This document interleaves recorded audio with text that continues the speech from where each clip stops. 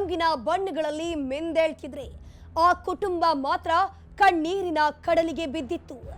ಆ ಮನೆಯಲ್ಲಿ ಸೂತಕ ಆವರಿಸಿತ್ತು, ನಗು ಮರೆಯಾಗಿತ್ತು. ಯಾಕಂದ್ರೆ ಹೋಳಿ ಹಬ್ಬದ ಬಣ್ಣಗಳಲ್ಲಿ ಮಿಂದೇಳ್ಬೇಕಿದ್ದ ಮನೆಯಲ್ಲಿ ಬಣ್ಣ ಬಣ್ಣದ ರಂಗೋಲಿಯ ಚಿತ್ತಾರ ಹಾಕ್ಬೇಕಿದ್ದ ಹೆಣ್ಣು ಮಗಳು ಶವವಾಗಿ ಹೋಗಿದ್ಲು. ಆ ಸಾವಿನ ಸತ್ಯ ಕೆದಕಿದಾಗ ಗೊತ್ತಾಗಿದ್ದ ಲವ್ ಕಾಂಪ್ರಮೈಸ್ ರಹಸ್ಯ. ಅಷ್ಟಕ್ಕೂ ಅಲ್ಲಿ ನಡೆದಿದ್ದೇನು, ಕೊಲೆ ನಡೆದಿದ್ದು ಯಾಕೆ ಅನ್ನೋ ಮನ ಮಿಡಿಯುವ ಸ್ಟೋರಿ ಎಲ್ಲಿದೆ ನೋಡಿ.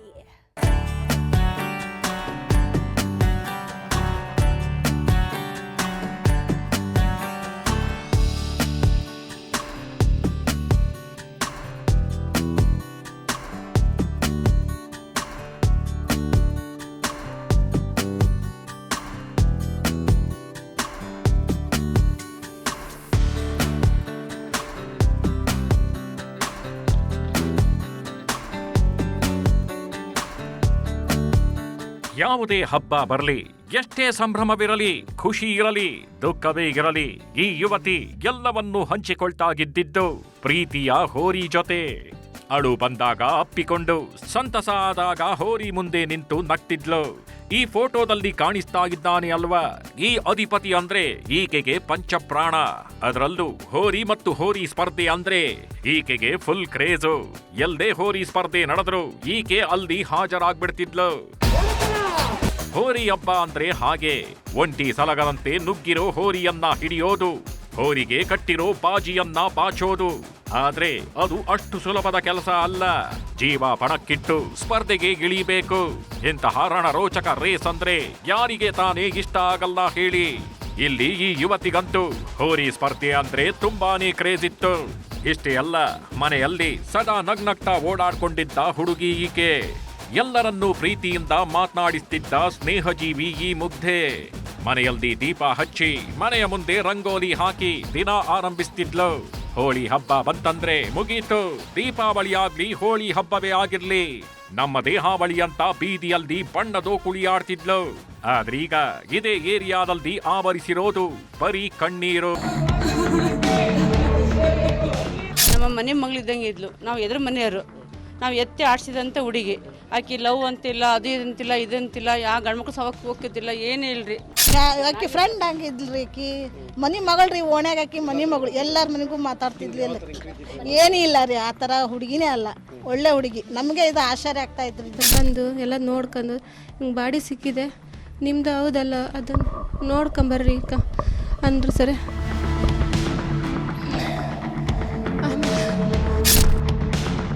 ಇಡೀ ಮನೆಯ ನಗು, ಪೋಷಕರ ಉಸಿರು, ಅಕ್ಕ ಪಕ್ಕದ ನಿವಾಸಿಗಳಿಗೆ ಮಗಳು. ಇಂತಹ ಮುಗ್ಧ ಮನಸ್ಸಿನ ಯುವತಿ ಇದೀಗ ಜೀವಂತವಾಗಿಲ್ಲ. ಯಾರಿಗೂ ನೋವುಂಟು ಮಾಡದ, ಯಾರಿಗೂ ಮೋಸ ಮಾಡದ, ಯಾರಿಗೂ ಕೆಟ್ಟದ್ದನ್ನ ಬಯಸದ ಚೆಲುವೆ ಇದೀಗ ಬದುಕುಳಿದಿಲ್ಲ. ಈಗೇನಿದ್ರು ಉಳಿದಿರೋದು ಬರೀ ಕಣ್ಣೀರು, ದುಃಖ, ಸೂತಕ. ಈ ಚೆಲುವೆಯ ಹೆಸರು ಸ್ವಾತಿ. ಹಾವೇರಿ ಜಿಲ್ಲೆ ರಟ್ಟಿಹಳ್ಳಿ ತಾಲೂಕಿನ ಮಾಸೂರು ಗ್ರಾಮದ ಯುವತಿ. ನರ್ಸಿಂಗ್ ಮಾಡಿರೋ ಈಕೆ ರಾಣೆಬೆನ್ನೂರಿನ ಖಾಸಗಿ ಆಸ್ಪತ್ರೆಯೊಂದರಲ್ಲಿ ನರ್ಸ್ ಆಗಿ ಕೆಲಸ ಮಾಡ್ತಿದ್ಲು. ತಂದೆ ತೀರಿ ಹೋಗಿದ್ರಿಂದ ಮನೆಯಲ್ಲಿ ಗಂಡು ಮಗನಂತೆ ಬೆಳೆದಿದ್ಲು. ಅಮ್ಮನಿಗೆ ಏನೇನೂ ಕಷ್ಟ ಕೊಡದೆ ಬೆಳೆದಿದ್ಲು. ಊರಲ್ಲಿ ಛಲಗಾತಿಯಾಗಿ ಗುರುತಿಸಿಕೊಂಡಿದ್ಲು. ಎಲ್ಲರೂ ಈಕೆಯನ್ನ ಕೊಂಡಾಡ್ತಿದ್ರು. ಇದ್ರೆ ಇಂತಹ ಮಗಳಿರಬೇಕು, ಇದ್ರೆ ಸ್ವಾತಿಯಂತೆ ಇರಬೇಕು ಅಂತ ಎಲ್ರೂ ಮಾತನಾಡ್ಕೊಳ್ತಿದ್ರು. ಆದ್ರೆ ಆವತ್ತು ಮನೆಯಿಂದ ಹೊರಹೋದ ಸ್ವಾತಿ 3 ದಿನ ಆದ್ರೂ ಮನೆಗೆ ವಾಪಸ್ ಬರೋದೇ ಇಲ್ಲ. ಸೋಮವಾರ ಬೆಳಗ್ಗೆನೆ 8 ಗಂಟೆ ಸುಮಾರು ಹೋಗಿ ಬರ್ತಾನಮ್ಮ ರಾಡಮ್ನರಿಗೆ ಅಂತ ಅಂದಿದ್ದು ಸರ್. ನಾನು ಫೋನ್ ಮಾಡಿರಿ ಸ್ವಿಚ್ ಆಫ್ ಅಂತ ಬರ್ತಾಯಿತ್ತು ಸರ್. ಆಮೇಲೆ ಬಿಡು ಎಲ್ಲ ಫ್ರೆಂಡ್ ಮನೆ ಅಲ್ಲಿ ಹೋಗಿ ನೆಂಟ್ರ ಮನೆಗೆ ಏನಾರು ಹೋಗಿದ್ದಳು ಅಂತ ತಿಳ್ಕೊಂಡ್ವಿ ಸರ್ ನಾವು. ಆದರೆ 3 ದಿನ ಯಾವಾಗ ಬರಲಿಲ್ಲ. ಆ ನಂತರ ನಾವು ಕಂಪ್ಲೇಂಟ್ ಕೊಡೋಕ್ಕೆ ಹೋದ್ವಿ 7ನೇ ತಾರೀಕಿಗೆ. 7ನೇ ತಾರೀಕಿಗೆ ನಾವು ಸರಿ ತಮ್ಮ ವಿಚಾರಿಸ್ತೇವೆ, ಎಲ್ಲ ಮಾಡ್ತೇವೆ ಎಲ್ಲ ಅಂತ ಅಂದ್ರಿ ಸರ್.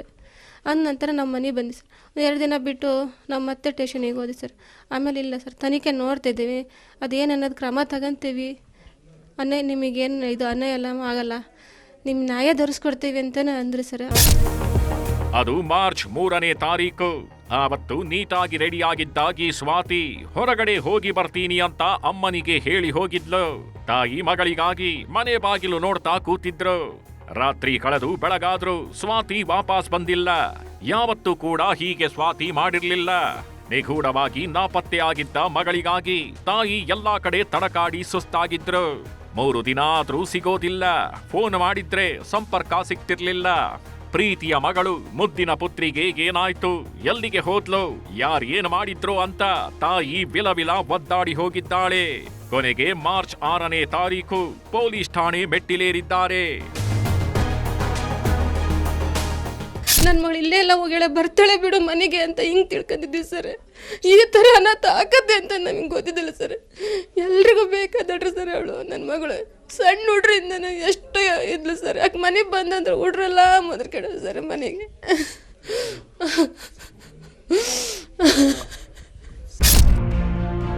ಮಗಳು ಬರ್ತಾಳೆ, ಜೀವಂತವಾಗಿಯೇ ಇದ್ದಾಳೆ, ನನ್ನ ಮಗಳು ಬಂದೇ ಬರ್ತಾಳೆ ಅಂತ ತಾಯಿ ನಾಪತ್ತೆ ದೂರು ಕೊಡ್ತಾರೆ.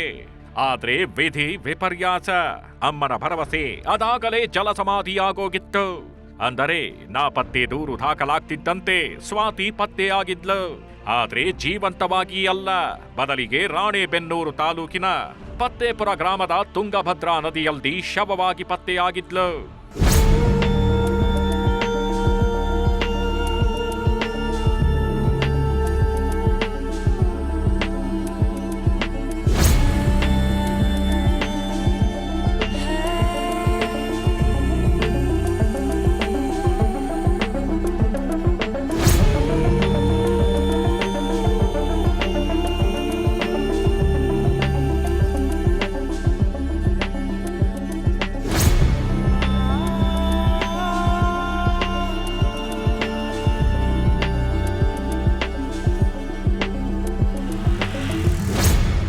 ಇಲ್ಲಿ ಇನ್ನೊಂದು ವಿಪರ್ಯಾಸ ಏನಪ್ಪಾ ಅಂದ್ರೆ, ಇದೇ ಮಾರ್ಚ್ 6ರಂದು ನದಿಯಲ್ಲಿ ತೇಲಿ ಬಂದಿರೋದು ಸ್ವಾತಿ ಅನ್ನೋದು ಹಲಗೇರಿ ಠಾಣೆ ಪೊಲೀಸರಿಗೆ ಗೊತ್ತಿರಲಿಲ್ಲ.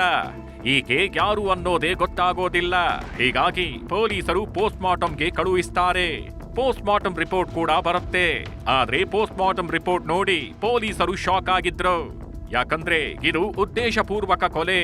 ಯಾರೋ ಕೊಲೆ ಮಾಡಿ ಸಾಕ್ಷಿ ನಾಶ ಮಾಡೋಕೆ ನದಿಯಲ್ಲಿ ಬಿಸಾಡಿದ್ದಾರೆ ಅನ್ನೋ ಸತ್ಯ ಗೊತ್ತಾಗಿತ್ತು. ಆದ್ರೆ ಕೊಲೆ ಮಾಡಿದ್ದು ಯಾರು, ಸತ್ತಿರೋದು ಯಾರು ಅನ್ನೋದೇ ಪೊಲೀಸರಿಗೆ ಗೊತ್ತಾಗಲ್ಲ. ಇದರಿಂದ ಪೊಲೀಸರೇ ಅಂತ್ಯಕ್ರಿಯೆ ಮಾಡಿ ಮುಗಿಸ್ತಾರೆ. ಇಲ್ಲಿ ಇನ್ನೊಂದು ಟ್ವಿಸ್ಟ್ ಸಿಗತ್ತೆ. ಏನಪ್ಪಾ ಅಂದ್ರೆ, ಡೆಡ್ ಬಾಡಿ ಸಿಕ್ಕ ದಿನವೇ ಒಂದು ನಾಪತ್ತೆ ಪ್ರಕರಣ ದಾಖಲಾಗಿದೆ. ಆ ನಾಪತ್ತೆ ಪ್ರಕರಣದ ಪೋಷಕರಿಗೆ ಸತ್ತ ಯುವತಿಯ ಫೋಟೋ ತೋರಿಸಿದಾಗ ಈಕೆ ಸ್ವಾತಿ ನನ್ನ ಮಗಳು ಅಂತ ತಾಯಿ ಹೇಳಿದ್ದಾರೆ.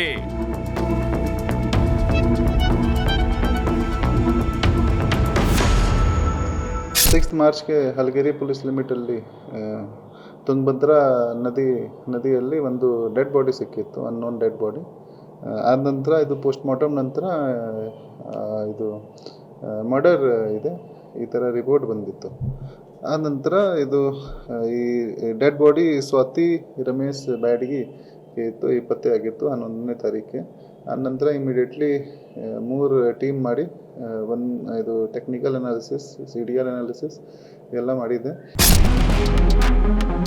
ಮಗಳ ಶವ ನೋಡ್ತಿದ್ದಂತೆ ತಾಯಿಗೆ ಆಕಾಶವೇ ಕಳಚಿ ಬಿದ್ದಂತಾಗಿತ್ತು.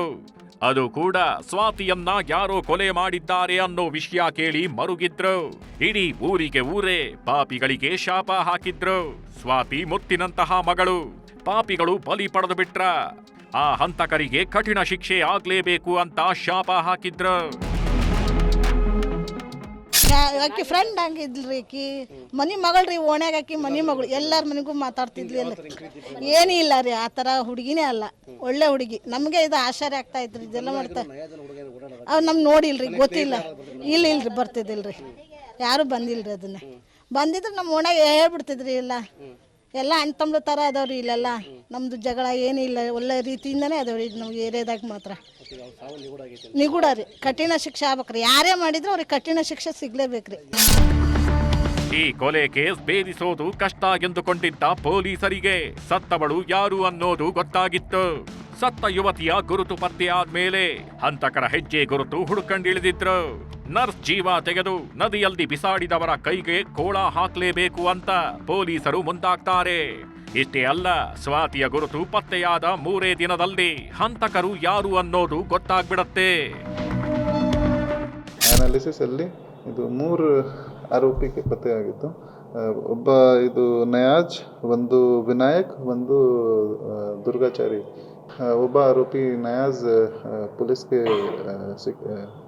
ಅರೆಸ್ಟ್ ಆಗಿದ್ದರು. ಇನ್ನಿಬ್ಬರು ಜನ ಅಬ್ಸ್ಕಾಂಡಿಂಗ್ ಇದ್ದಾರೆ. 2 ಟೀಮ್ ಮಾಡಿದೆ.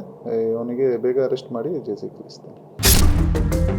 ಸ್ವಾತಿಯ ಕಾಲ್ ಡೀಟೇಲ್ ಚೆಕ್ ಮಾಡಿದಾಗ ಮತ್ತು ಟವರ್ ಲೊಕೇಶನ್ ಪರಿಶೀಲನೆ ಮಾಡಿದಾಗ ತುಂಗಭದ್ರಾ ನದಿ ತೀರದ ಹಂತಕರ ಬಗ್ಗೆ ಗೊತ್ತಾಗಿತ್ತು. ಆ ಹಂತಕರು ಇವರೇ ನೋಡಿ.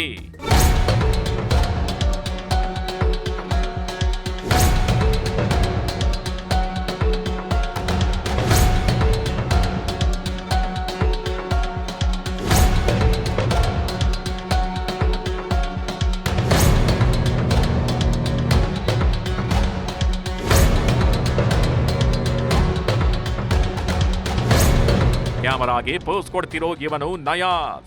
ಇವನೇ ಸ್ವಾತಿಯ ಕೊಂದ ಕಿರಾತಕ. ನಯವಾಗಿ ಸ್ವಾತಿಯನ್ನ ಕರ್ಕೊಂಡು ಹೋಗಿ ಕೊಲೆ ಮಾಡಿರೋ ನಯ ವಂಚಕ. ವಯಸ್ಸು 28 ವರ್ಷ. ಹಿರೇಕೆರೂರಿನ ಕೀಚಕ. ಇನ್ನು ಇವನಿಗೆ ಸಪೋರ್ಟ್ ಮಾಡಿರೋ 2 ನಸುಗುನ್ನಿಗಳ ಹೆಸರು ವಿನಯ್ ಮತ್ತು ದುರ್ಗಾಚಾರಿ.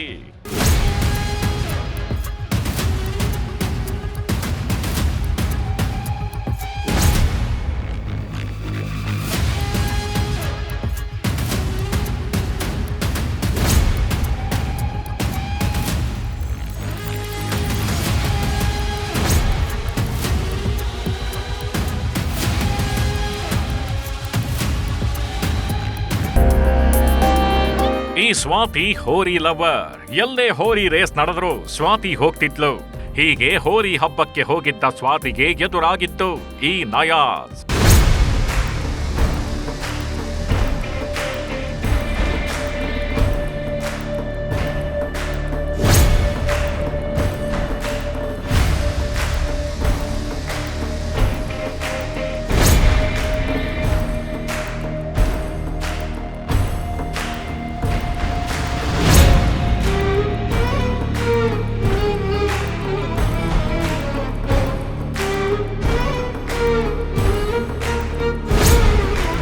ಈ ನಯಾಜ್ಗೂ ಕೂಡ ಹೋರಿ ಶೋಕಿಗಿತ್ತು.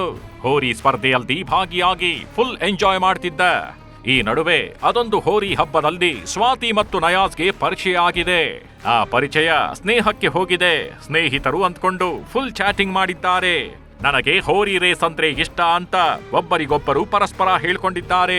ಈ ವೇಳೆ ನಮ್ಮಿಬ್ಬರ ಟೇಸ್ಟ್ ಒಂದೇ, ನಾವಿಬ್ಬರು ಒಂದಾದ್ರೆ ಚೆನ್ನಾಗಿರತ್ತೆ ಅಂತ ಈ ನಯಾಜ್ ಸ್ವಾತಿಗೆ ಮಂಕುಬೂದಿ ಹಚ್ಚಿದ್ದಾನೆ. ಪ್ರೀತಿ ಎಂಬ ಡ್ರಾಮಾ ಮಾಡಿದ್ದಾನೆ. ಆದ್ರೆ ಇವನದ್ದು ಡ್ರಾಮಾ ಅನ್ನೋದು ತಿಳಿದುಕೊಳ್ಳದ ಸ್ವಾತಿ ತುಂಬಾನೇ ನಂಬಿಬಿಟ್ಟಿದ್ಲು. ಆದ್ರೆ ನಯಾಜ್ ಕೊನೆಗೆ ಕೈ ಕೊಟ್ಟಿದ್ದ.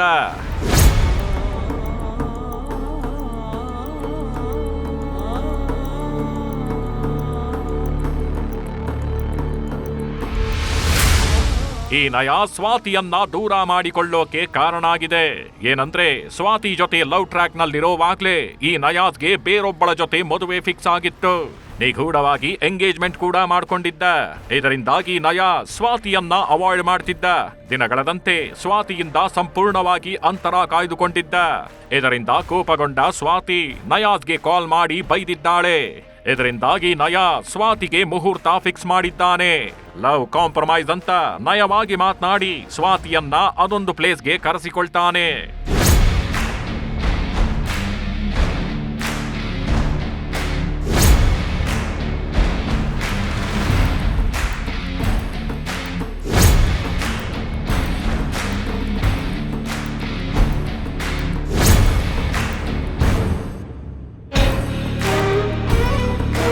ಸ್ವಾತಿ ಬರೋದನ್ನೇ ಕಾಯ್ತಿದ್ದಾಗಿ ನಯಾಜ್ ಬಾಡಿಗೆ ಕಾರೊಂದನ್ನ ತಂದಿದ್ದ. ಅದೇ ಕಾರಿನಲ್ಲಿ ಸ್ವಾತಿಯನ್ನ ಪಿಕಪ್ ಮಾಡಿಕೊಂಡು ರಾಣೆಬೆನ್ನೂರಿನ ಪಾರ್ಕ್ ಒಂದರ ಕಡೆ ಕಾರ್ ತಿರುಗಿಸ್ತಾನೆ. ಸೆಂಟ್ರಲ್ಲಿ ತನ್ನಿಬ್ಬರ ಸ್ನೇಹಿತರಾದ ವಿನಯ್ ಮತ್ತು ದುರ್ಗಾಚಾರಿಯನ್ನ ಹತ್ತಿಸಿಕೊಳ್ತಾನೆ. ಆ ಪಾರ್ಕ್ಗೆ ರೀಚ್ ಆದ್ಮೇಲೆ ಪ್ರೇಮ ಸಂಧಾನದ ಮಾತುಕತೆ ಶುರು ಮಾಡ್ತಾರೆ. ಆದ್ರೆ ಸ್ವಾಭಿಮಾನಿಯಾಗಿದ್ದ ಸ್ವಾತಿ ಪಟ್ಟು ಹಿಡಿದು ಕೂತಿದ್ಲು. ಇದರಿಂದಾಗಿ ನಯಾಜ್ ಏನ್ ಮಾಡ್ತಾನೆ ಅಂದ್ರೆ ಸ್ವಾತಿಯನ್ನ ಪಾರ್ಕ್ನಿಂದ ಅದೊಂದು ಪಾಳು ಬಿದ್ದ ಶಾಲೆಯೊಂದರ ಬಳಿ ಕರ್ಕೊಂಡು ಬರ್ತಾನೆ. ಅಲ್ಲಿ ಸ್ವಾತಿಗೆ ಥಳಿಸಿ ಸ್ವಾತಿ ತಂದಿದ್ದ ವೇಲ್ನಿಂದ ಕುತ್ತಿಗೆ ಬಿಗಿದು ಕೊಲೆ ಮಾಡಿದ್ದಾನೆ. ನಂತರ ಅದೇ ಕಾರಿನ ಡಿಕ್ಕಿಯಲ್ಲಿ ಡೆಡ್ ಬಾಡಿ ಹಾಕೊಂಡು ಬಂದು ತುಂಗಭದ್ರಾ ನದಿಯಲ್ಲಿ ಬಿಸಾಡಿದ್ದಾರೆ. 3 ಜನ 3ನೇ ತಾರೀಕಿಗೆ ಈ ಸ್ವಾತಿಗೆ ಇದು ರಾಣೆಬೆನ್ನೂರು ಕಡೆ ತಗೊಳ್ಳಿ ಮತ್ತು ಅಲ್ಲಿ ಮಾತಾಡಿದರು ಮತ್ತು ಕೆಲವು ವಿಷಯ ಬಗ್ಗೆ ಇದು ಇಶ್ಯೂ ಆಗಿತ್ತು. ಆದ ನಂತರ ಇದು 3 ಜನ ಇದು ಮರ್ಡರ್ ಮಾಡಿ ಇದು ಒಂದು ಗಾಡಿಯಿಂದ ಇದು ಡೆಡ್ ಬಾಡಿಗೆ ತಗೊಳ್ಳಿ ಇದು ಹಲಗೇರಿ ಪೊಲೀಸ್ ಲಿಮಿಟಲ್ಲಿ ಅಲ್ಲಿ ತಗೊಳ್ಳಿ ಹೋಗಿದ್ದರು ಮತ್ತು ತುಂಗಭದ್ರಾ ನದಿಯಲ್ಲಿ ಬಾಡಿ ಡಿಸ್ಪೋಸ್ ಮಾಡಿದರು. ಎಸ್, ಮಾತನಾಡಿ ಸಮಸ್ಯೆ ಬಗೆಹರಿಸಿಕೊಳ್ಳೋಣ ಬಾ ಅಂತ ನೈಸಾಗಿ ಮಾತನಾಡಿ ಸ್ವಾತಿಯನ್ನ ಕರೆಸ್ಕೊಂಡಿದ್ದಾಗಿ ನಯಾಸ್ ಕೊನೆಗೆ ಪ್ರೇಯಸಿಯ ಜೀವ ತೆಗೆದು ಹಾಕಿದ್ದಾನೆ. ಮತ್ತೊಂದು ಮದುವೆಗೆ ಸಿದ್ಧನಾಗಿದ್ದವನು ಜೈಲು ಸೇರಿದ್ದಾನೆ.